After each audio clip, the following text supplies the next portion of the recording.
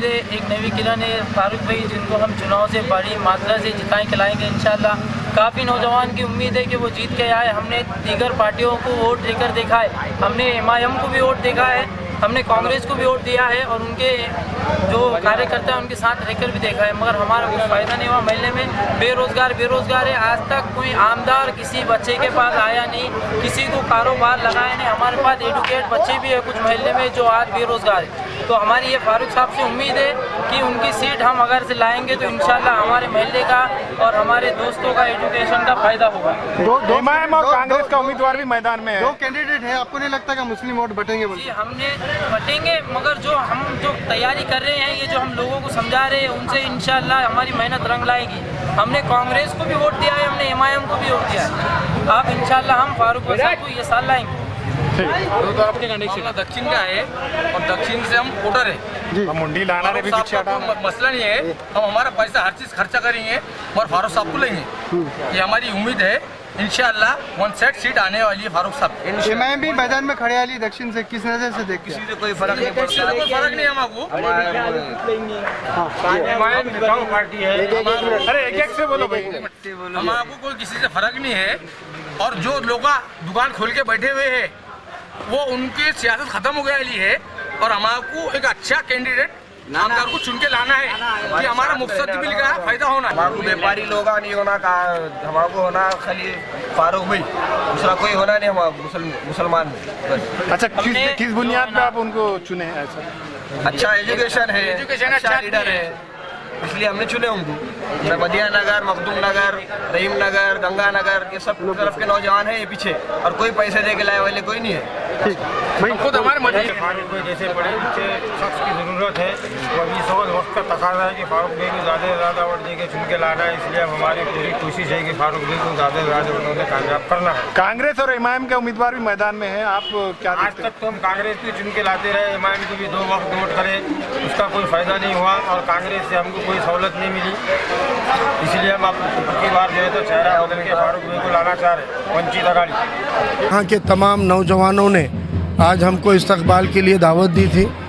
अल्हम्दुलिल्लाह नौजवानों के अंदर एक जोश है, क्योंकि इस बार अल्लाह के करम से एक ऐसे असबाब बन रहे हैं, ऐसे ज़रिए बन रहे हैं कि इनमें से ज़्यादातर नौजवानों से हमारी बहुत पुराना ताल्लुक़ नहीं है।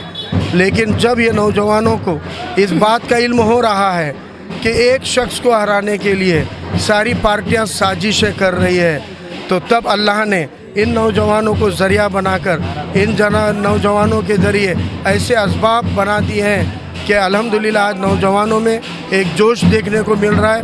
वो चाहते हैं कि इस बार कोई तकसीम ना हो, वो चाहते हैं इस बार कोई डिवीज़न ना हो, वो चाहते हैं कि सभी समाज घटक जिसके साथ खड़े हुए हैं उस वंचित बहुजन आघाड़ी के उम्मीदवार को अक्सरियत से कामयाब करना है। इसीलिए गैस सिलेंडर निशानी को वो आम करते हुए 20 नवंबर गैस सिलेंडर की गूंज हर गली मोहल्लों में हो रही है।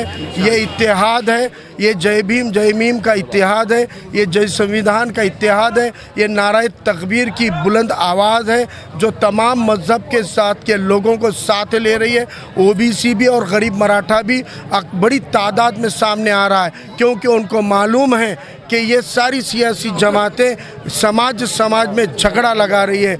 लेकिन वंचित बहुजन आघाड़ी और वंचित बहुजन आघाड़ी का ये उम्मीदवार सभी समाजों को जोड़ने की पिछले 2-3 दशक और दहाइयों से कोशिश कर रहे हैं। इंशाल्लाह ये नांदेड़ चैन और अमन, लॉ एंड ऑर्डर वाला ज़िला बनेगा और यहाँ पर नौजवानों के हाथों को काम और सभी पिछड़े दलित मुस्लिम तबक़ात के मोहल्लों के अंदर डेवलपमेंट, तालीम और हेल्थ, इन सेक्टर के ऊपर खुसूसी काम करने के लिए ये नौजवान एक तब्दीली, एक बदलाव ला रहे हैं। इंशाल्लाह 20 नवंबर को वोटों की बाढ़ आएगी और इंशाल्लाह 23 तारीख को जश्न नांदेड़ मनाया जाएगा।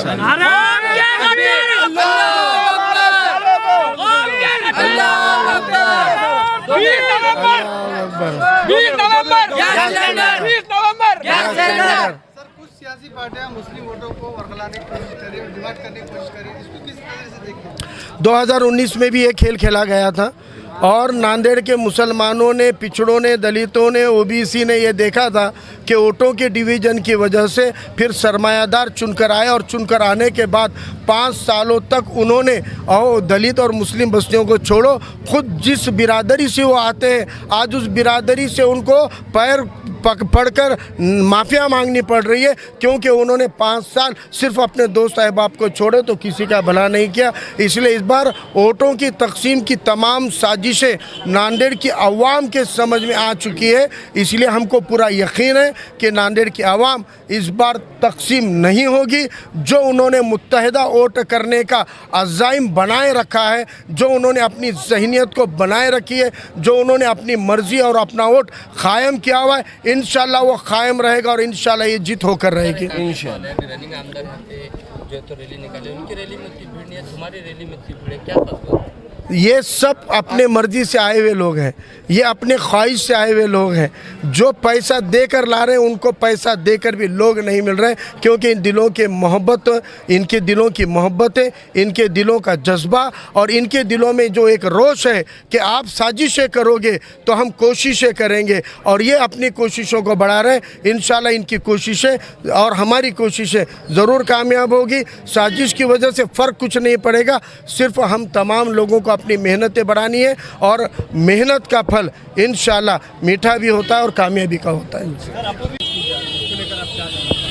देखिए, कोई किसी की ताकत नहीं है, ये लॉ एंड ऑर्डर से, ये संविधान से और कानून से चलने वाला मुल्क है। जिस तरीके से, क्योंकि हम हमेशा कहते हैं हम किस हथियार से लड़ेंगे, ये हम नहीं, हमारा मुखालिफिन तय करेगा। वो जिस तरीके से हमला करेगा उस तरीके का इंशाल्लाह ज़ोरदार जवाब दिया जाएगा।